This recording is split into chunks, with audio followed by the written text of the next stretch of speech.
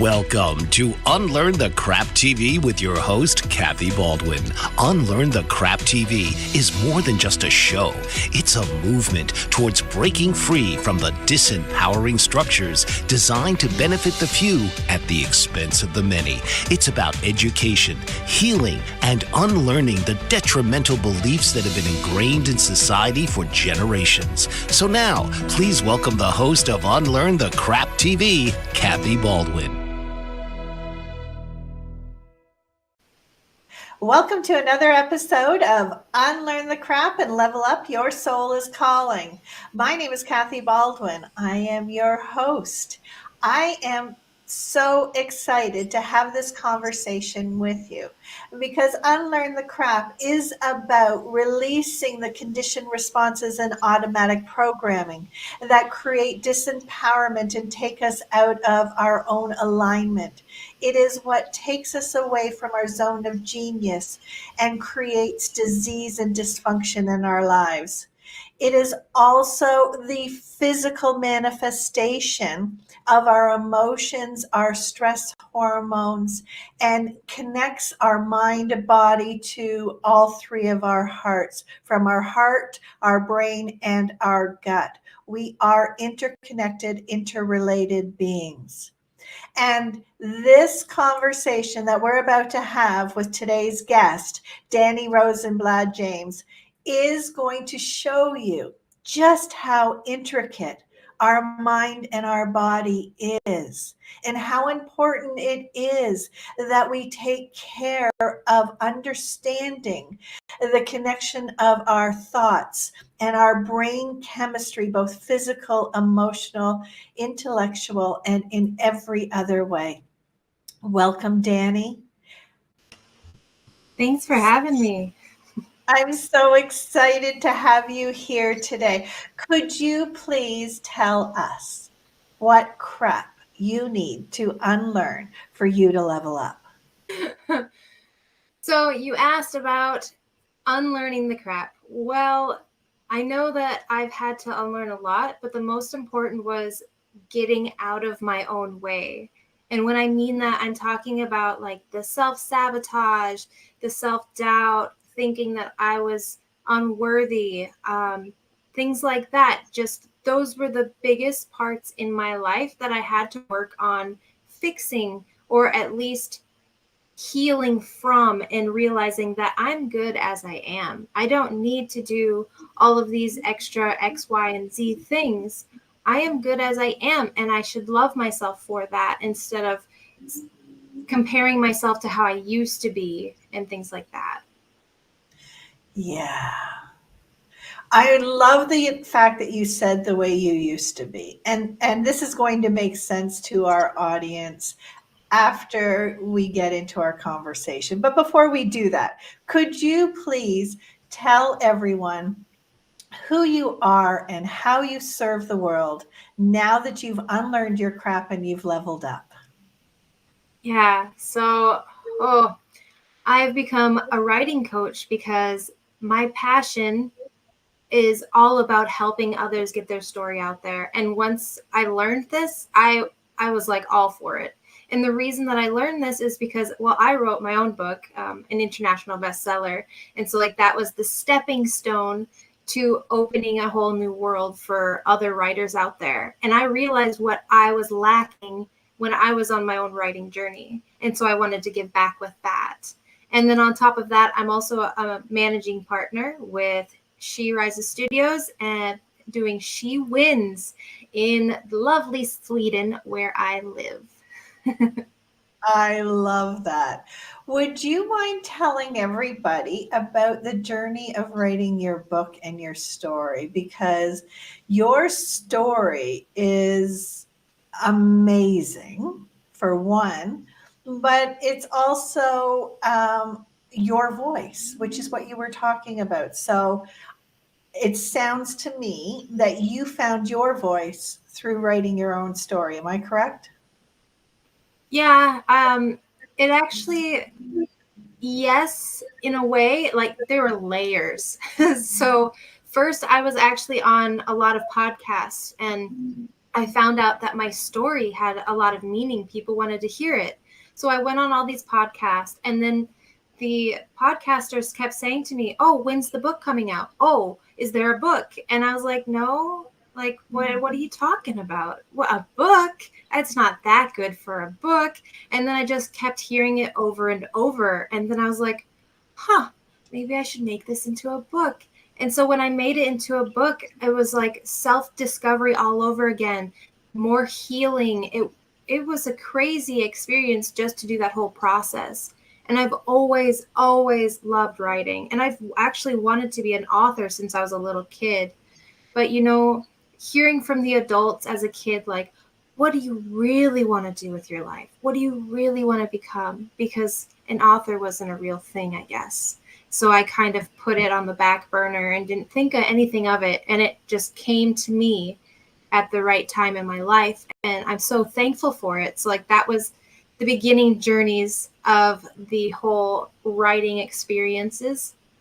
And as I wrote my book, that's when I opened up a whole whole nother world to me. And I learned from my whole experiences that on the ways that I healed myself, because my story is about me overcoming a traumatic brain injury that I had now 11 years ago. And so in that, I had to relearn how to walk, use my brain, work on my inner balance, all of these things. And I was able to heal myself from all this. Yes, it took 7 years, but I did it. And that's like when you talk about the three, you said the heart, the mind, and the gut. Well, I definitely learned that the mind and body needed to be connected with the whole healing process. And so I had to be in a good mindset to believe and just know that I wasn't going to be stuck in that bed for the rest of my life. I was going to get back to walking and healing and getting to where I wanted to be, where I saw myself. So. I want to delve deeper into this. Can we go back to the beginning? Because we've started here in the middle of your journey, in the middle of your story, and it's captivating and everything. But you've gone a long journey in these 11 years. And so could you tell our audience how you had your traumatic brain injury and what happened? Yeah. So originally I'm from South Dakota in the US, and I was actually on my way to go to California to go to work because I used to be a weed farmer for 5 years. So I was on my way back there, and I ended up driving in Wyoming, and there was black ice everywhere on the road. And I didn't know that. I thought, oh, they would close off these roads if they're that bad. Nope, seems not. So I couldn't see. Visibility was less than a mile. And I just remember getting and seeing this pile of cars going, oh, crap. And so the lights went out for me because I blacked out and kind of went on autopilot. So I think what I tried to do was veer to the right.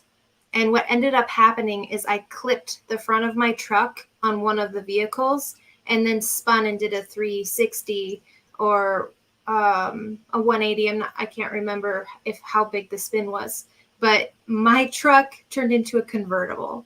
So the whole top was ripped off like a sardine can.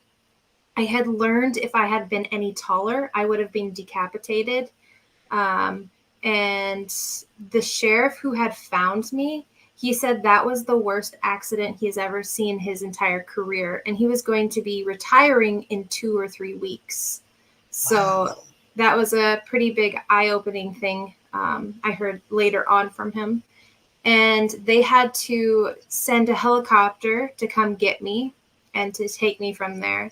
I was induced in a coma, and my dog was with me. Thankfully, he was fine. He was able to, they brought him to like the pound just to be there, a shelter for him and things, because it was, there's snow out a little bit. And Yeah, so it was an intense experience for many besides me and my family and everyone. And they had to bring me to Salt Lake City, Utah to get the support that I needed because they didn't have it in Wyoming. And so I was there in ICU for 10 days. Wow. And I was in a coma for 3 days. My parents ended up coming to me. They picked up my dog on the way. And my friend was with them as well, my very good friend.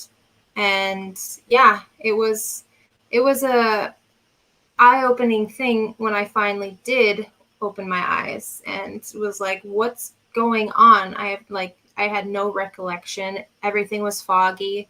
I had no idea what was going on.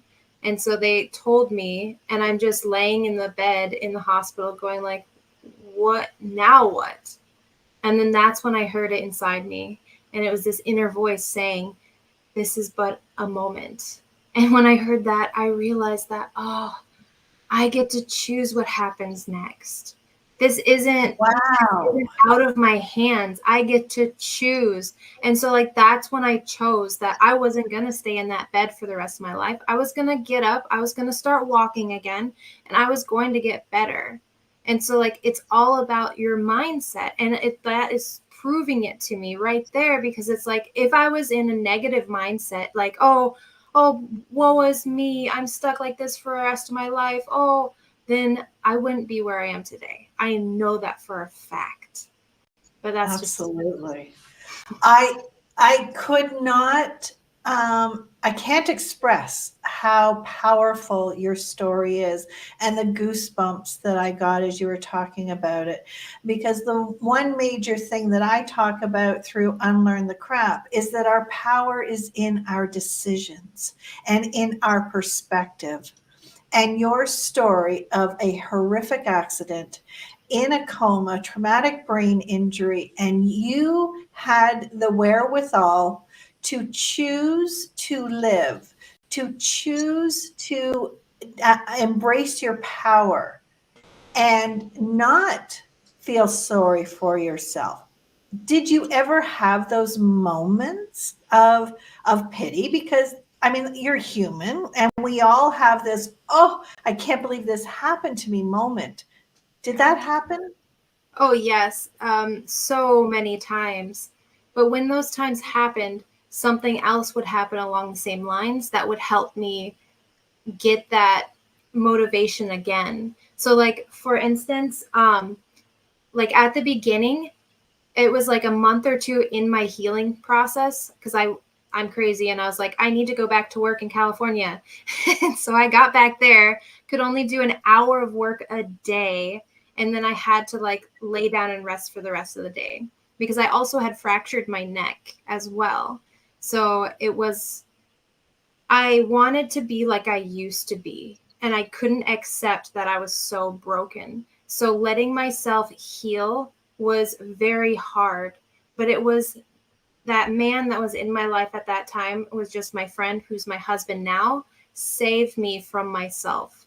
And he's the one that like had to pretty much put me to bed to stop working and make sure that I stayed there through the whole process, because he saw how damaged I was and I just couldn't accept it. So he is a huge reason that I didn't get like, oh, pity me, all these kinds of things. Because he's like, look at what you have survived, and like would put it in front of my face. And then also the sheriff who had found me, he found out where I was in California, called our landline phone there and talked to me on the phone. And he's the one that told me that I had fractured my neck and I was so close to becoming decapitated and all of these things. And so when he told me this, I dropped to the seat next to me, like so full of gratitude, because I realized that my life could be a whole lot different or not even a life. I could have been dead. So like getting that from someone on the outside, someone who found me and saw how horrific it was, it helped me realize that I need to be grateful and thankful for what I have and what I've been Yeah. given. Because I mean, it's not worth living a life if you're just going to hate it. Yeah. Could you explain? what broken was, because you said you had a traumatic brain injury. And a lot of times that is a silent, unseen um, damage. I've got fibromyalgia and osteoarthritis and all of these things. Nobody can see what I'm going through. And so nobody understands what it's like. Was yours unseen as well, or did you have external things that happened that you call broken, which are actually just part of your healing journey, right? Yeah. No, it's not something you could see on the outside, which that makes it so much worse because people expect you to be like you used to be when they see nothing's wrong with you on the outside because they have no idea what's going on the inside. Like, for instance, on my healing journey, there was a time where I wanted to be independent and make food for people because I used to do that. So I made like my family, what was it? Some grounded beef or something. I was going to make patties or I don't know. But I didn't think about getting rid of the grease. So it's like I served them this meat in like a puddle of grease. And they kind of look at me like, "Oh, did you forgot to get rid of the grease?" And then it's just from that, it's like I went into tears because, it's just these simple little things that we take for granted if they're not there like you don't notice it until it's not there. And so like Yeah. I didn't think, it just didn't click for me. And it's like it was actually, I think, a year ago when I was planting a tree with my husband and he's like, "Okay, now can you put the dirt in the ground, like the dirt we bought?" And for some reason it wasn't clicking. I was just standing there and he got upset at me and frustrated because he's like, "Why aren't you doing this?" And so I was in tears because I can't help it when that, like, it's just sometimes it just doesn't click and I can't make sense of it. And it's just something out of my grasp that I don't fully connect with for some reason. And so it's like Yeah. little instances like that. And like the beginning of my healing journey, I had I had issues having conversations sometimes. Like there are a lot of gaps there. And some friends that I had grown up with, they would say some jokes and things, and it just didn't work. I didn't get it. I would just be standing there and they're like, "Whoa, she's really messed up." And another thing that I did that at the time, I I thought it was just okay, normal. I didn't have that social norm where staring off into the distance when you're surrounded by people and not actually being a part of it is kind of strange. But I did that, and it was like what I was doing was I was working on healing myself within. And I didn't even Yeah. realize I was doing that until I started writing my book. And I was like, "Oh my gosh, that's what I've been doing." And I didn't even realize because it felt so natural to me. Yeah. Yeah. When I had my breakdown, when I had my total nervous breakdown, I remember going to the bathroom to wash my face. And I'm staring in the mirror because I know I should know how to wash my face, but I could not remember what to do. And it was I know it's here, but why can't I access it? And so many times when we have these traumatic things that happen, whether it's a physical accident or it's stress or it is, we've had a crisis in our lives and things aren't connecting, we can go to a place of beating ourselves up. What is wrong with me? Why can't I do this?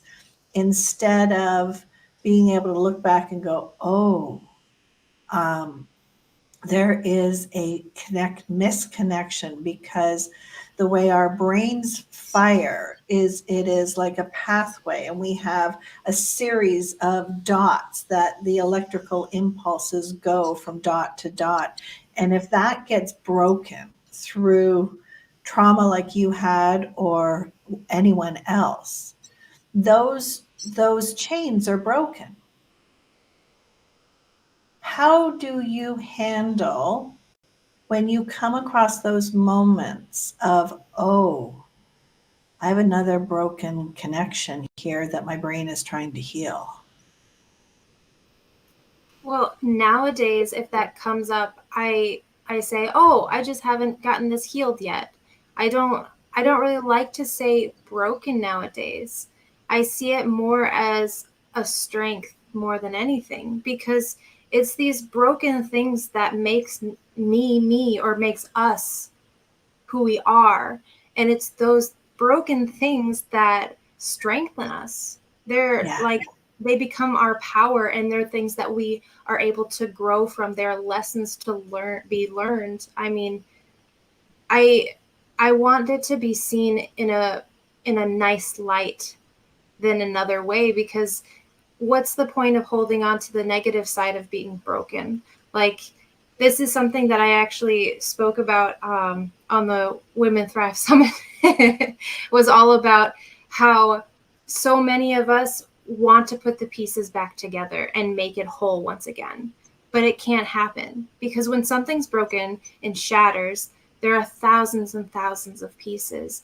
And what we need to do is accept it's not going to be as it used to be, but we can make it better.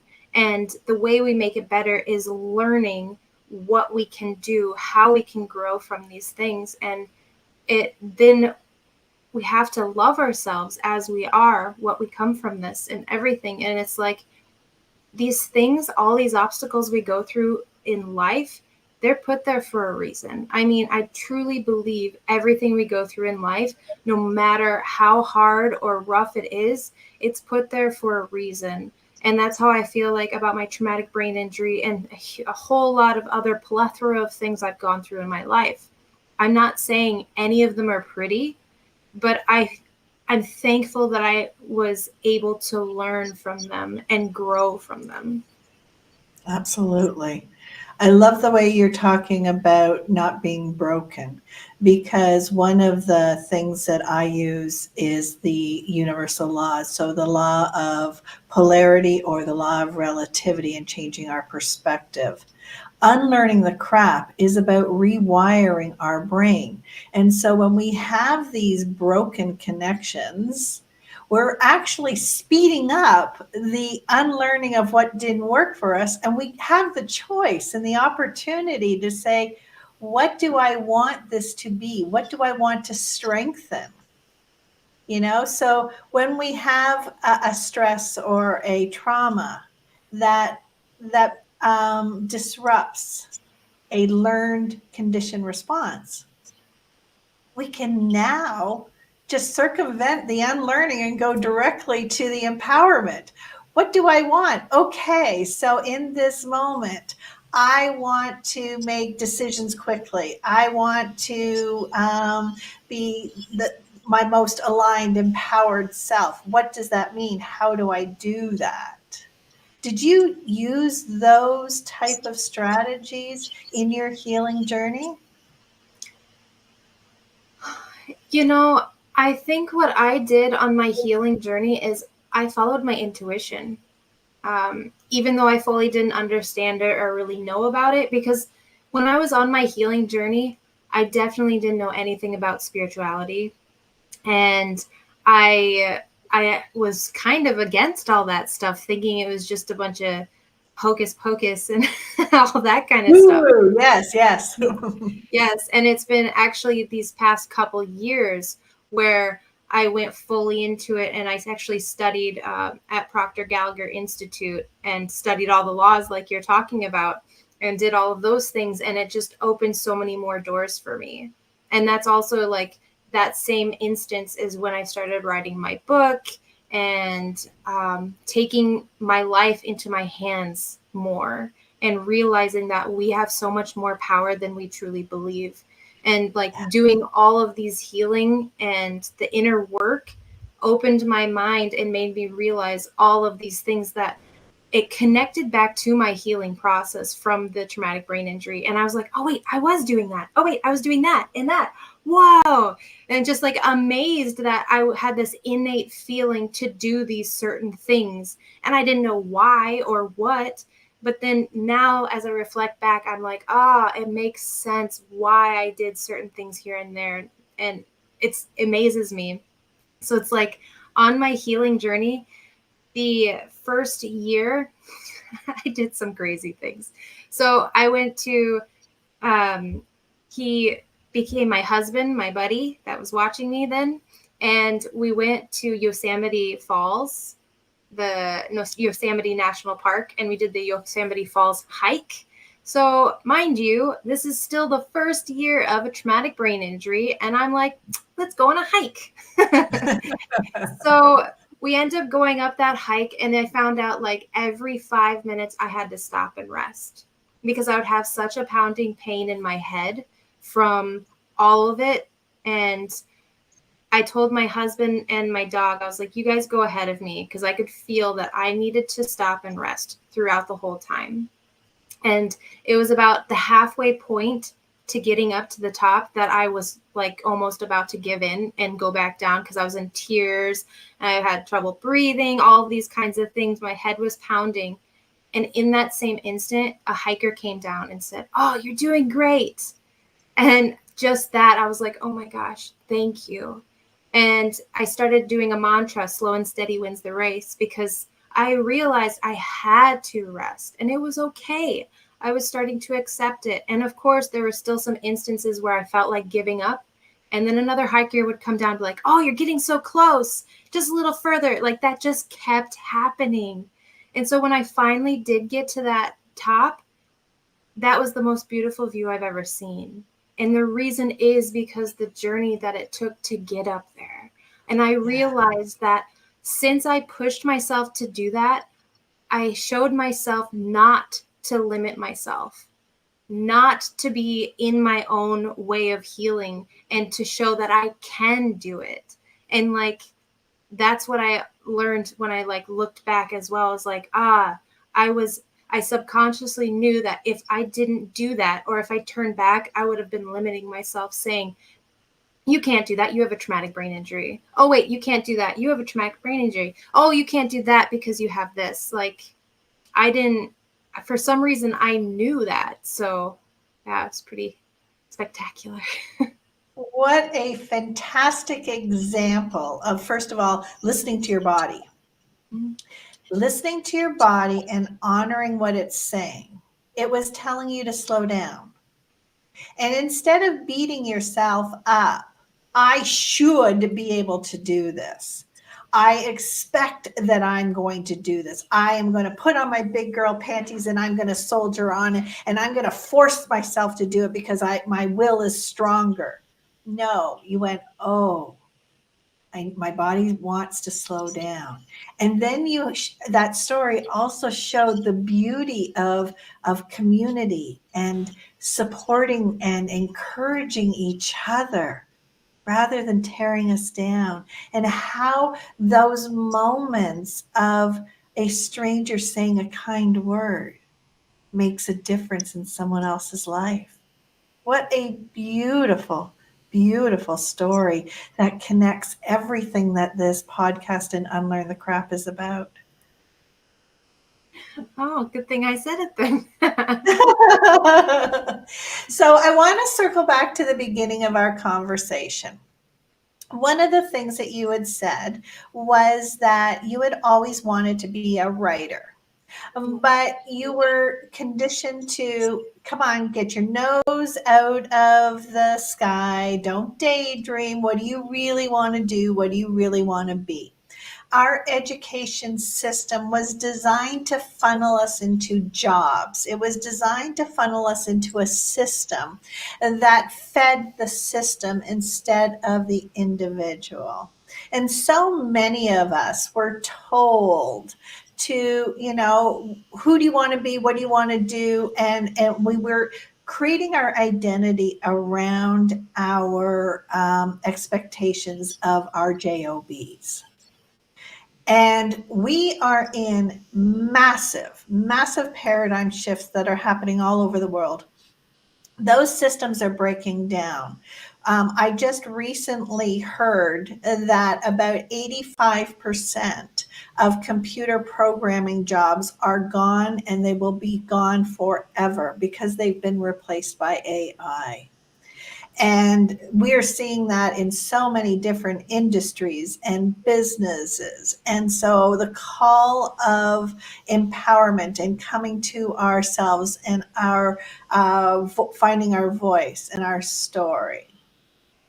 How are you helping people unlearn the crap of the societal expectations and helping them find their own voice so that their story matters?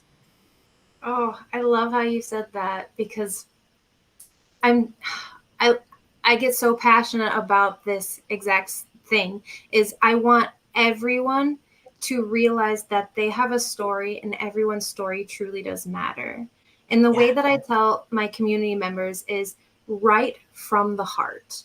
So, like, let your heartstrings get out there, and then get that pen and paper and start writing. Don't judge it, don't edit it, just let it come out. And I also call it word vomit, because this is when you just want to get it out of you, and then you can look back and see more about it and learn what you actually want to write about, what you want inside your book, whatever it is that you have on the paper in this instance.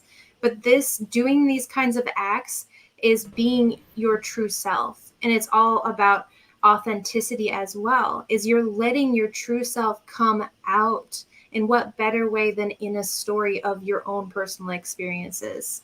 So that I'm truly passionate about, because you gotta realize that there are 8 billion people in the world. So someone saying that their story doesn't matter, that's crap. Because everyone's story truly matters, and that's because there's so many people out there. Like, something that you say could resonate with someone across the country, or with someone in a whole different other country, or something like that. So it's like, you being able to touch at least one other person should matter a whole lot, because that one person, oh, am I back? Okay, because that one person, it can do like a ripple effect, meaning you're helping this one person, then this person helps this, and so forth, so on and so forth. So it's such a huge thing to get your story out. Absolutely, absolutely. But I also want to bring it back to what you said earlier, which was writing your story.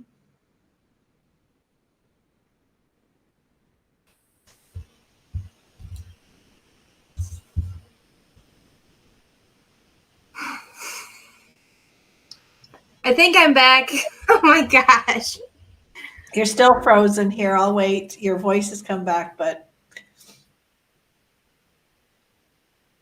I've made the mistake sometimes of continuing on while you're frozen and it doesn't look good on the podcast. So I'll wait. Okay, There is you it good? are.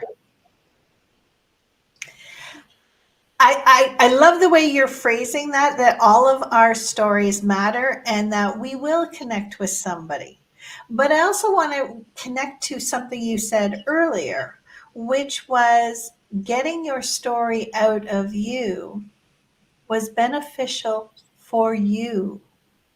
Yeah. Yes, that is so true. So, yeah, like how I said earlier, you get that self-discovery, you can self do some more healing.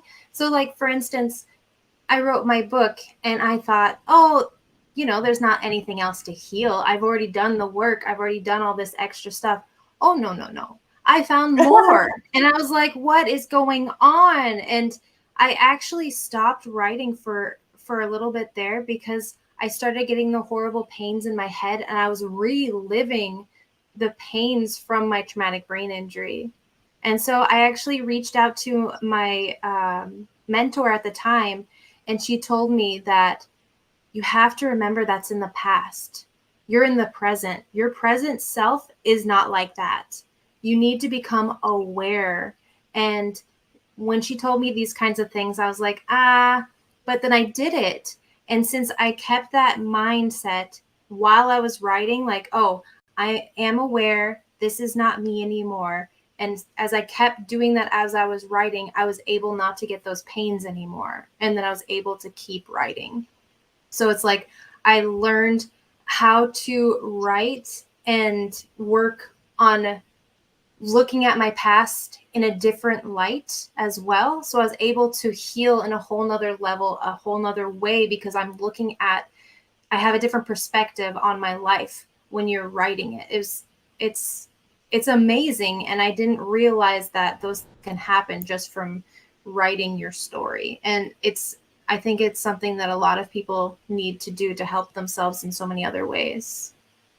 Absolutely. There are so many things that you just said that I could branch off into conversation, because one of them is the very concept of what the show is called. Unlearn the crap so you can level up. Level up is not a once and done. We are always hitting a new plateau. We create a new normal, and now we need to level up again.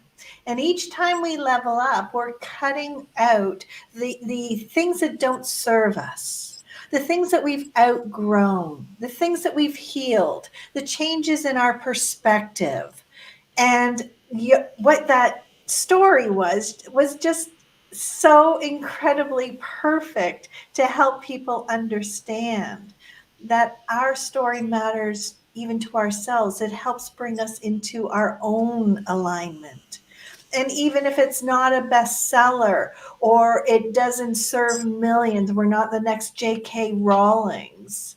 We are aligning ourselves to the best version of ourselves through this process. And that in itself has so much value. Yes, 100%. And that's like something that I talk to my members about as well, is you have to remember that, yes, you're writing it for maybe a targeted audience, your book, but don't forget you, because you're writing this book for you above all other things. So it's like, yes, think about the people you may be writing, the things that they want to hear and know within your story, but the underlying layer is always going to be you. And you want to be as true as you possibly can to yourself when you're writing these kinds of things. So, yeah, it's very important. Absolutely. I just finished releasing my second book. My Okay. first book, thank you. My first book was easy. I wrote it in 3 days. They were long days, but I put my fingers on the keyboard and it just flowed out of me. And it was everything that I learned. It was it was all about unlearning the crap and the connection between the mind, body, spirit. And it was everything that I was so excited that I had found for myself that I wanted to share. And it was easy. Mm-hmm. Once I had the information, it just became so easy for me to share it. My second book, I agonized over. It took me well over a year to write it. And it came in its own stages, because the book, How I Unlearned My Crap, was my story. And I leveled up and healed through so many different chapters as I connected the dots of my own journey and my own story. And it was another healing journey. And I remember thinking to myself, I've already done this work. This should be easy, you know? I already went to root cause analysis, and I already did my corrective action and you know, my logical brain, but those emotions, they still come up. And when we allow those emotions to process through our body, through our lymphatic system, through our emotional system, we're releasing and creating more healing within ourselves, which allows us to level up even more. Is that what you're dealing with when you're helping your clients tell their own story? It's a bit crazy. I sometimes feel like a mix of a therapist slash writing coach. But it's like, you know, when it's a personal story, you're opening some old wounds that you maybe fully didn't heal, or you're just reopening them and healing them in a different layer, in a different way. So yeah, I know that some people, it's hard for them to keep going on. They find those excuses. They're like, oh, I'm going to postpone it because of blah, blah, blah happened or something. But it's like they're just coming up with reasons not to keep going on with it. So sometimes I get to dig a little deeper with them and help them discover what is truly going on in that sense. And so, like, when they finally figure out what the underlying layer is, it's a lot easier for them to understand and accept it and then grow from it. So it's interesting that there's like these layers, which I keep saying when it comes to writing, because you don't think about that. A lot of people don't think of these things that come up, like when we procrastinate, when we have that self-doubt, when we lack a belief, all of these kinds of things. There are reasons that these are coming, and it's good for you to find out why, or at least start working on healing them in some way, and not using them as a disability, like not using them to stop you from going further in your life. So like with the writing, some people may use that as a way of not progressing in their story, being like, oh, I'm not good enough, or oh, I can't write, oh, I have dyslexia, oh, this and that. I mean, one of my mentors, she had dyslexia. She's written 2 or 3 books now. And the people that read her book, they love it because it's like simplified because of how she has dyslexia. So she writes a simple way for people to understand. Yeah. Okay, so one of the interviews that I've done was with somebody from Hollywood. And they were saying that Hollywood is changing and that our perception of celebrity no longer has this big appeal. And that the stories that Hollywood is looking for are actually our unique stories that somebody else can connect to. And that is part of that paradigm shift that we're in, is that we are looking for examples. We're looking to see ourselves in these stories.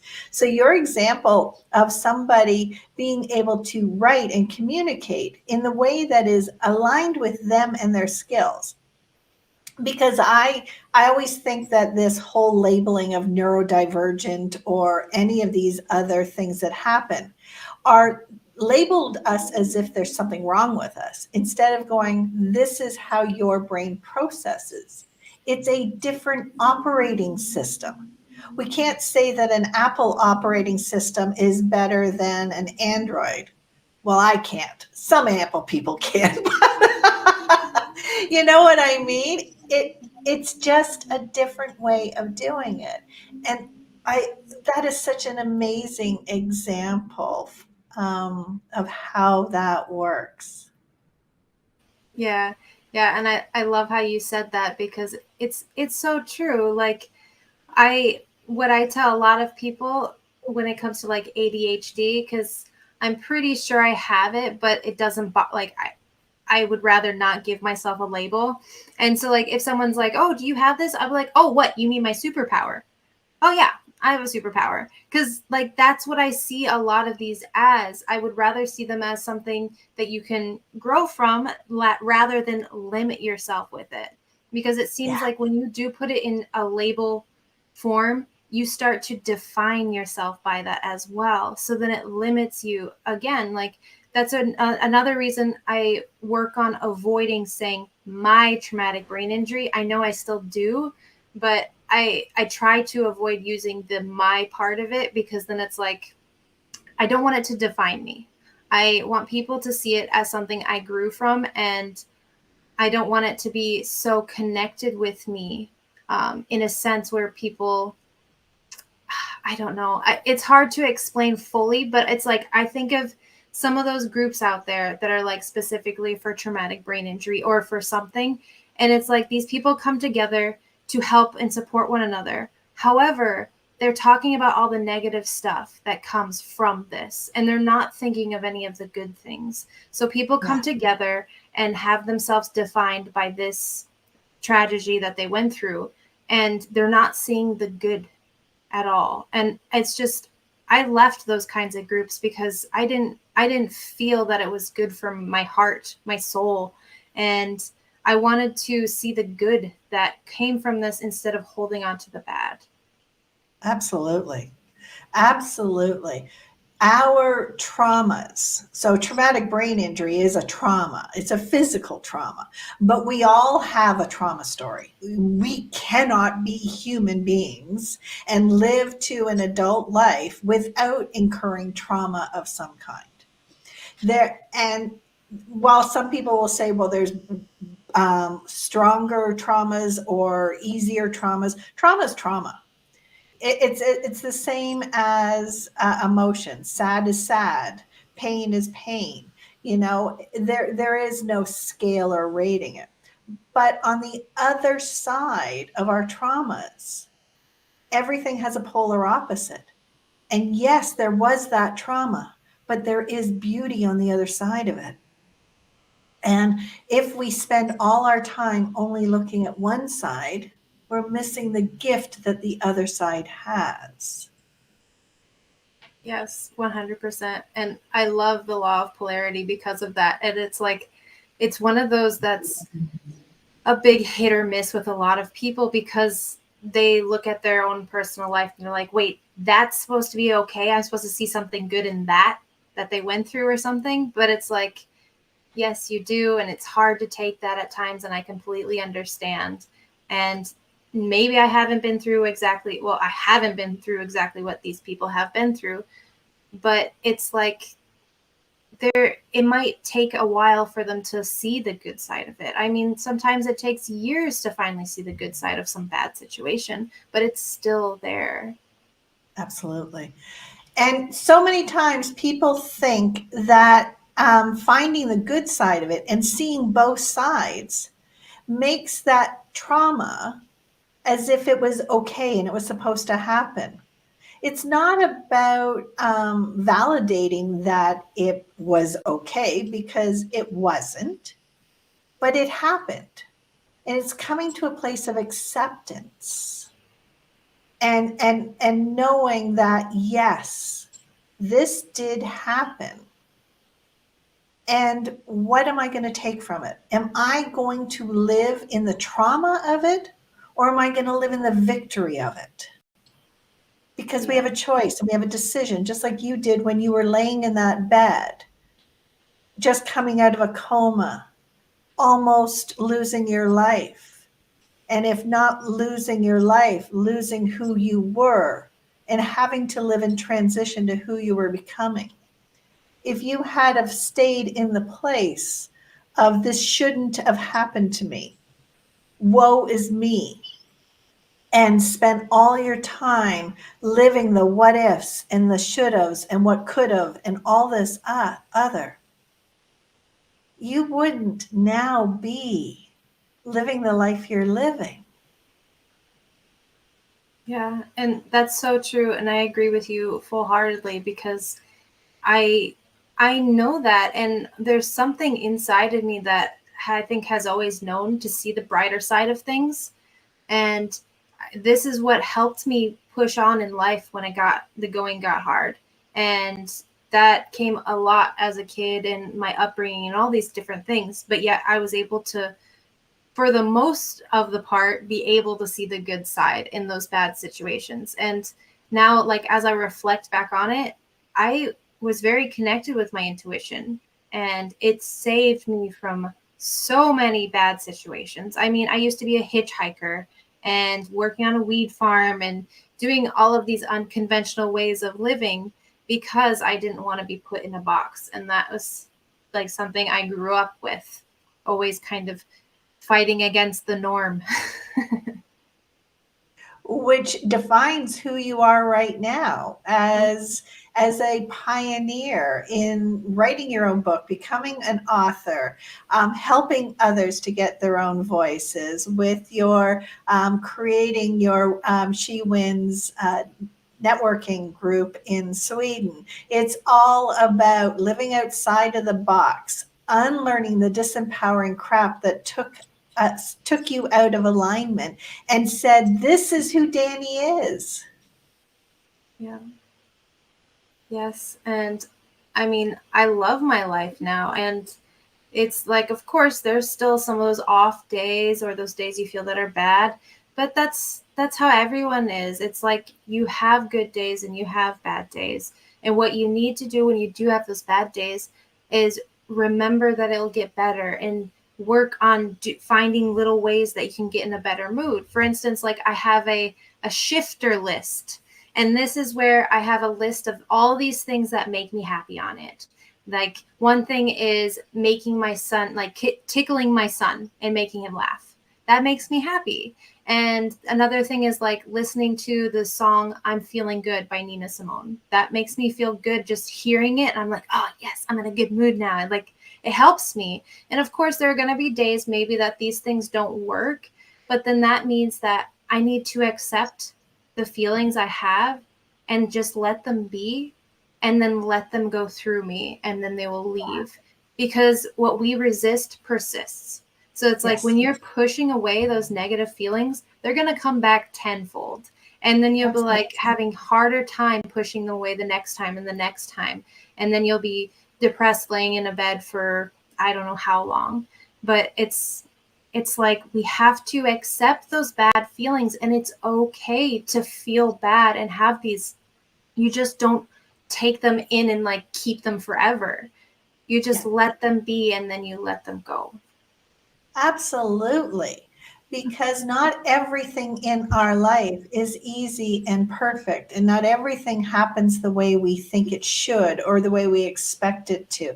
And people don't behave the way we want them to. And so there's disappointments, and there's all of these things, and it's part of the human experience.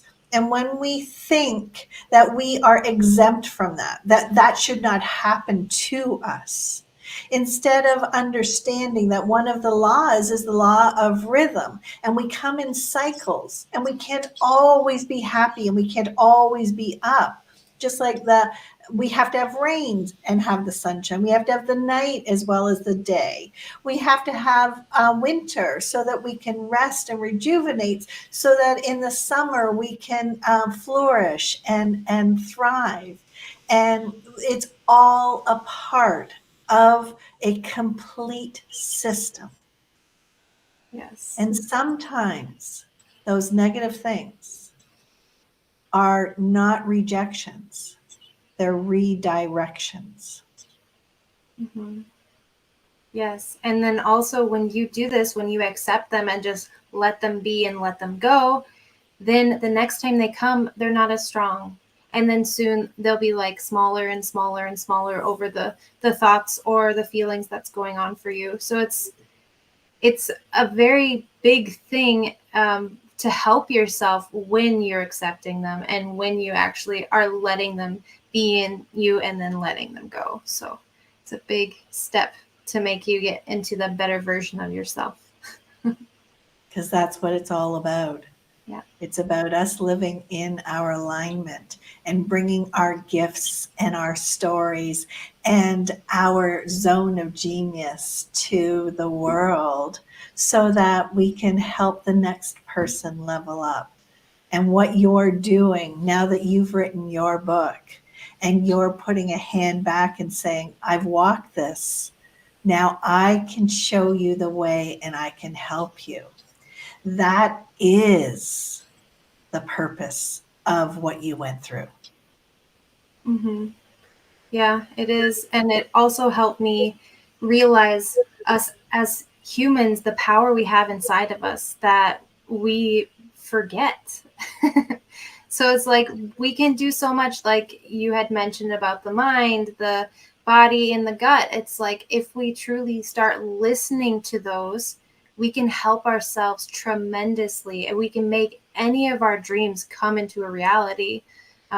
It's just that we tend to get in our own way and we tend to create these limiting beliefs and all of these blocks that stop us from making it true to us and being our true version of ourselves. Yeah. And we need to switch from a place of external gratification and external power and come into ourselves. because we were trained to believe that other people had the answers, other people had the systems, other people had the power. And that is how our education system was designed. That's how our medical, we're not supposed to trust our own body. We're supposed to trust a doctor and these tests. Well, no, we know our body, we know our mind, we know our emotions. And when we come into ourselves and bring our own empower back, now we're really living our own stories, aren't we? Yes. Dani, this has been absolutely an amazing story and time that we've had together. I am so glad that you seized the moment when you had your injury. I'm so honored that your path crossed mine and that I get to bring your story and your zone of genius to my audience. Those people who have heard you and they want to know more about your story, but they also want to maybe find out if they really have a story that they should share. How do they find your books? How do they find you? Yeah. So you can find my book on Amazon, Barnes & Noble, pretty much any kind of bookstore online for sure. And it's The Wandering Heart, A Tale of a Misfit Traveling Life's Wilderness.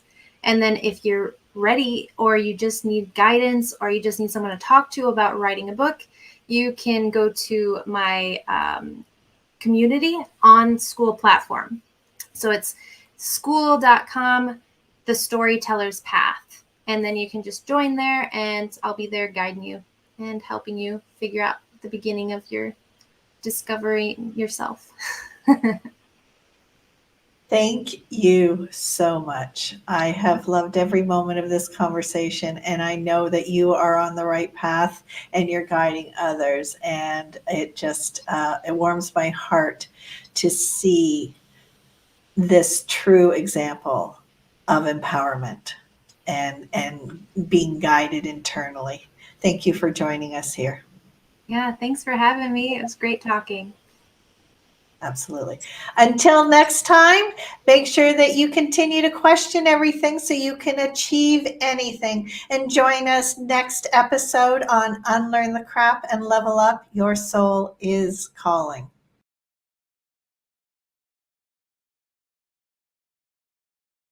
Community on school platform. So it's school.com, the Storyteller's Path. And then you can just join there and I'll be there guiding you and helping you figure out the beginning of your discovering yourself. Thank you so much. I have loved every moment of this conversation, and I know that you are on the right path and you're guiding others. And it just, it warms my heart to see this true example of empowerment and being guided internally. Thank you for joining us here. Yeah, thanks for having me. It was great talking. Absolutely. Until next time, make sure that you continue to question everything so you can achieve anything. And join us next episode on Unlearn the Crap and Level Up. Your soul is calling. This has been Unlearn the Crap TV with your host, Kathy Baldwin. Tune in each week as Kathy challenges you to rethink everything you know about personal empowerment and societal structures. Thursdays, 4 p.m. Eastern on the Bold Brave TV network.